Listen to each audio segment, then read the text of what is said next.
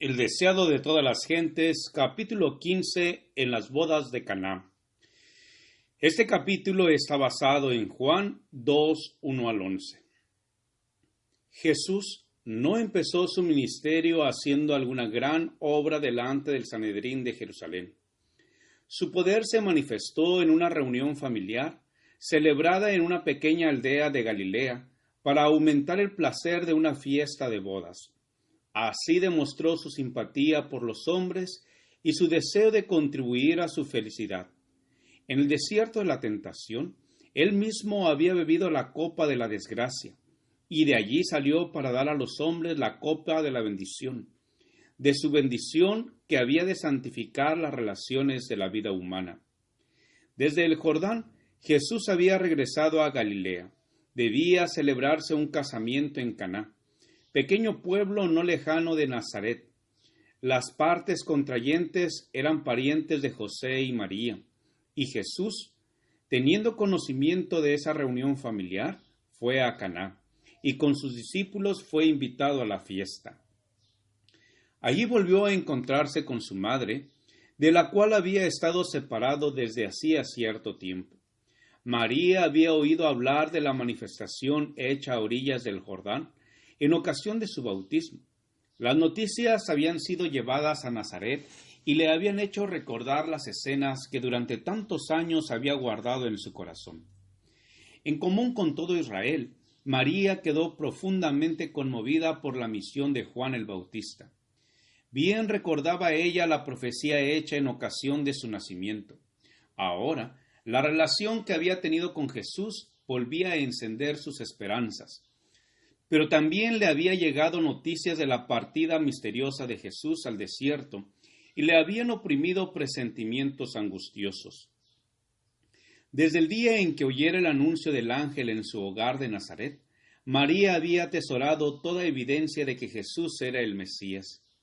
Su vida de mansedumbre y abnegación le aseguraba que él no podía ser otro que el enviado de Dios. Sin embargo, también a ella le asaltaban dudas y desilusiones, y anhelaba el momento de la revelación de su gloria. La muerte le había separado de José, quien había compartido con ella el conocimiento del misterio del nacimiento de Jesús. Ahora, no había nadie a quien pudiese confiar sus esperanzas y temores. Los últimos 2 meses habían sido de mucha tristeza. Ella había estado separada de Jesús, en cuya simpatía hallaba consuelo. Reflexionaba en las palabras de Simeón: una espada traspasará tu alma. Recordaba los 3 días de agonía durante los cuales pensaba que había perdido para siempre a Jesús, y con ansioso corazón anhelaba su regreso. En el festín de bodas le encontró. Era el mismo hijo tierno y servicial. Sin embargo, no era el mismo. Su rostro había cambiado. Llevaba los rastros de su conflicto en el desierto, y una nueva experiencia de seguridad y poder daba evidencia de su misión celestial.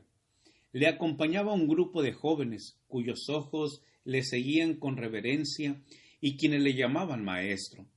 Estos compañeros relataron a María lo que habían visto y oído en ocasión del bautismo y en otras partes, y concluyeron declarando: hemos hallado a aquel de quien escribió Moisés en la ley y los profetas. Al reunirse los convidados, muchos parecían preocupados por un asunto de interés absorbente. Una agitación reprimida parecía dominar la compañía. Pequeños grupos conversaban en voz baja, pero con animación, y miradas de admiración se dirigían hacia el Hijo de María. Al oír María el testimonio de los discípulos acerca de Jesús, le alegró la seguridad de que las esperanzas que alimentara durante tanto tiempo no eran vanas.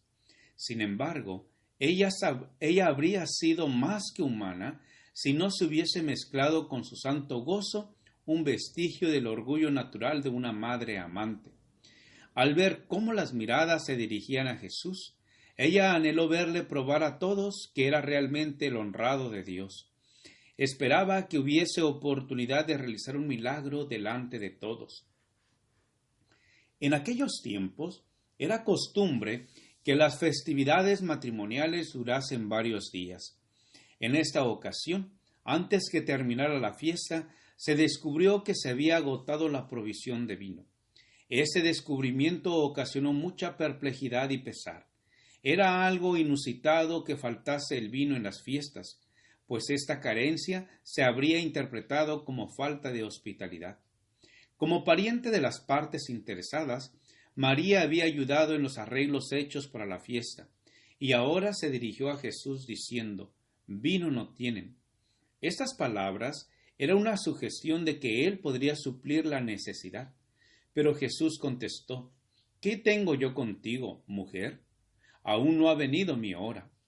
Esta respuesta, por brusca que nos parezca, no expresaba frialdad ni falta de cortesía. La forma en que se dirigió el Salvador a su madre estaba de acuerdo con la costumbre oriental. Se empleaba con las personas a quienes se deseaba demostrar respeto.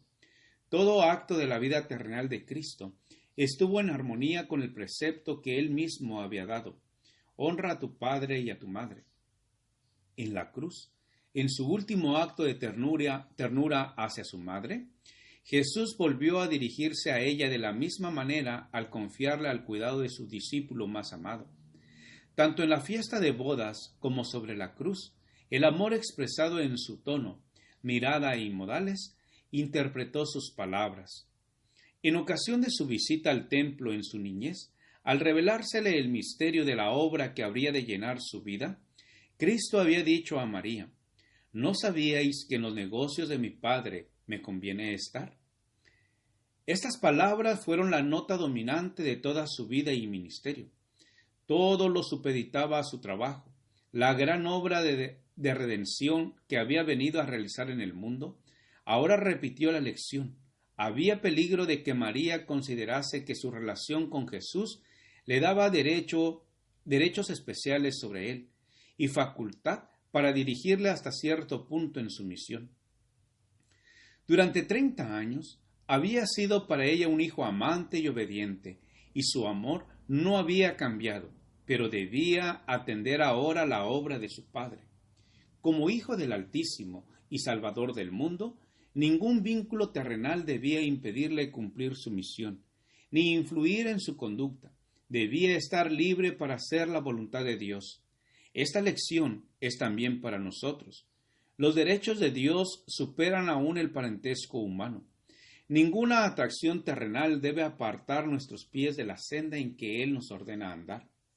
La única esperanza de redención para nuestra especie caída está en Cristo. María podía hallar salvación únicamente por medio del Cordero de Dios. En sí misma no poseía méritos.